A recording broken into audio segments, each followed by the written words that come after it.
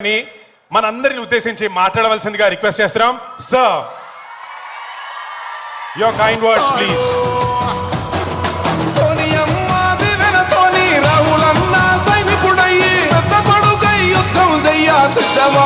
రేవంత్ అన్న 3 రంగుల జెండా పట్టి సింగమోలే కదిలినాడు ఒక్కరో కాంగ్రెస్ సూరి. అంతర్జాతీయ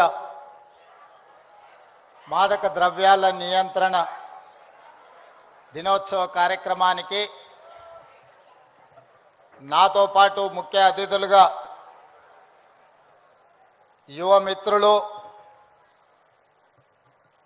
ఫిల్మ్ ఇండస్ట్రీలో ఒక నూతన శకాన్ని ప్రారంభించిన రామ్ చరణ్ గారు,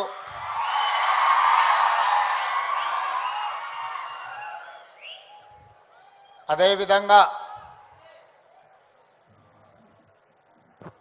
ఏ బ్యాక్గ్రౌండ్ మూవీ ఇండస్ట్రీలో లేకపోయినా కష్టపడితే రాణించవచ్చు అని నిరూపించిన మరో యువమిత్రులు విజయ్ దేవరకొండ గారు,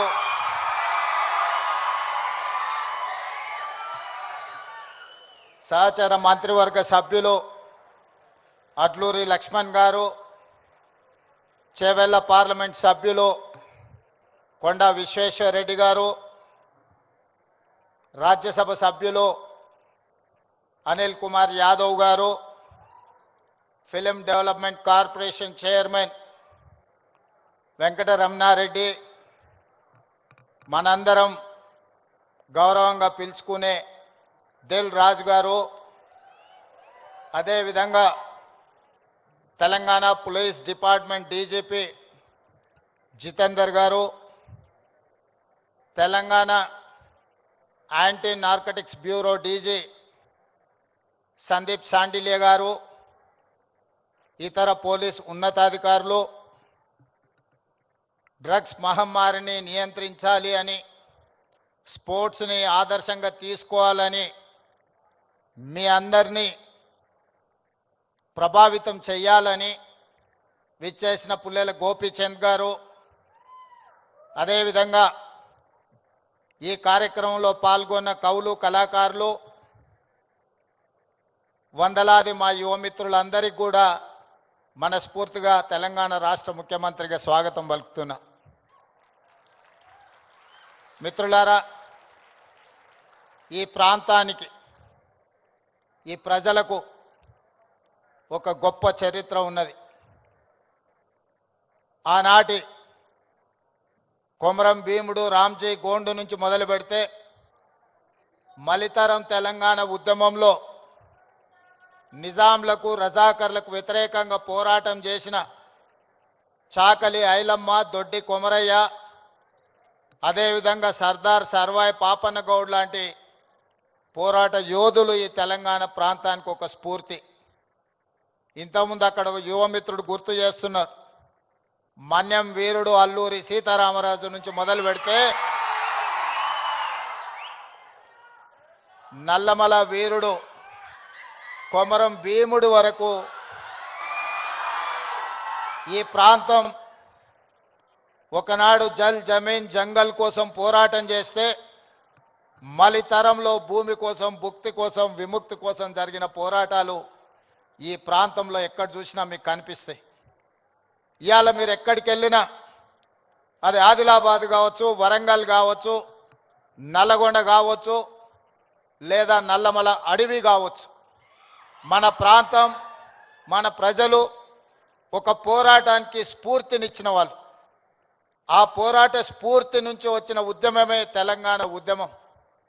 ఈ తెలంగాణ ఉద్యమం ఆనాడు విద్యార్థుల నుంచి మొదలై తెలంగాణ రాష్ట్రాన్ని సాధించే వరకు విశ్రమించలేదు. ఆనాటి యూనివర్సిటీలు, కళాశాలలు ఉద్యమ వేదికలై ఉస్మానియా యూనివర్సిటీ, కాకతీయ యూనివర్సిటీల నుంచి మొదలు పెడితే తెలంగాణ నలుమూలల 4 కోట్ల మంది తెలంగాణ ఉద్యమంలో ముందు బాగానే నిలబడి దేశానికి కాదు ప్రపంచానికి ఒక స్ఫూర్తినిచ్చి మేము అనుకున్న ఆకాంక్ష నెరవేర్చుకునే వరకు మేము విశ్రమించము, మా రాష్ట్రాన్ని మేము సాధించుకుంటాము అని చెప్పి ఒక ఉద్యమ స్ఫూర్తిని నింపి ఇవాళ తెలంగాణ రాష్ట్రాన్ని సాధించుకొని 11 సంవత్సరాలు పూర్తి చేసుకుంటున్న సందర్భంలో ఉద్యమ స్ఫూర్తితో ముందుకు వెళ్లాల్సిన తెలంగాణ రాష్ట్రం ఈరోజు డ్రగ్స్ మహమ్మారికి బలి అవుతున్నది అనంటే ఇది ఎంతో బాధపడవలసిన సందర్భము, మనందరం ఆలోచన చేయాల్సిన సందర్భం. మిత్రులారా, ఒకనాడు తెలంగాణ గడ్డ ఉద్యమాలకు వేదిక అయితే ఈనాడు ఇదే తెలంగాణ ప్రాంతం గంజాయికో డ్రగ్స్కో వేదికగా మారితే ఇది మనకు అవమానమా, ఇది మనకు ఆత్మగౌరవమా? ఒకసారి ఆలోచన చేయండి.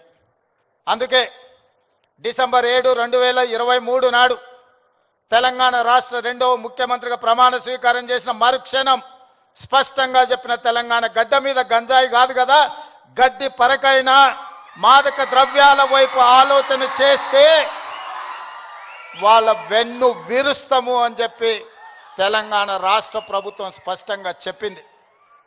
ఇవాళ మిత్రులారా, ఈ వేదిక మీద ఉన్న మేమెవరం పెద్ద పెద్ద బ్యాక్గ్రౌండ్ల నుంచి వచ్చిన వాళ్ళం కాదు. చరణ్కు బ్యాక్గ్రౌండ్ ఉంది, కానీ చరణ్ని ప్రభావితం చేసిన చిరంజీవి గారు ఏ బ్యాక్గ్రౌండ్ లేకుండా కష్టపడి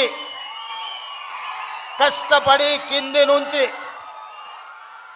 ఈరోజు దేశమే గర్వించదగ్గ ఒక్క మహానటుడుగా ఈరోజు ఒక్క మంచి మనిషిగా గుర్తింపు పొందిండు అనంటే దాదాపుగా 50 సంవత్సరాల నిరంతర శ్రమ, కఠోరమైన దీక్షతోని వాళ్ళు రాణించగలిగిన వాళ్ళు కఠోరమైన కష్టాలను ఎదుర్కొని, కష్టాలు వచ్చినా, ఇబ్బందులు ఎదురైనా, అవమానాలకు లోనైనా ఏ రోజు కూడా బాధతో కుంగిపోలేదు.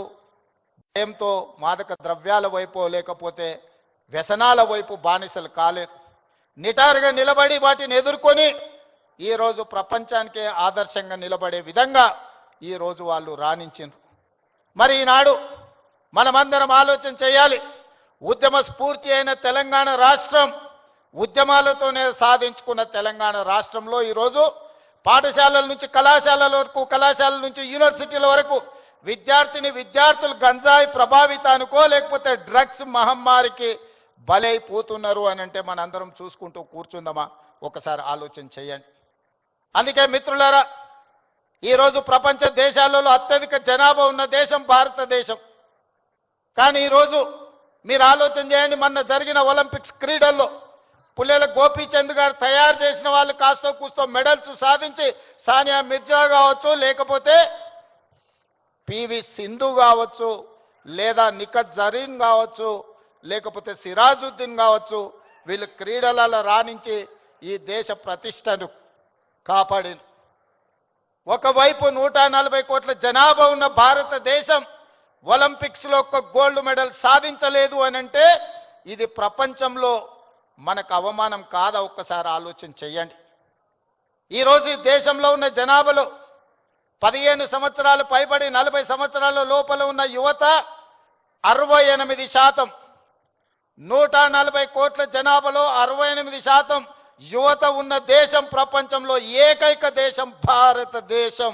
ఈ భారతదేశం ఒలింపిక్స్లో ఒక గోల్డ్ మెడల్ సాధించలేదు అని అంటే మనందరం ఆలోచన చేసి ఈరోజు ఒక నిర్ణయం తీసుకోవాలి.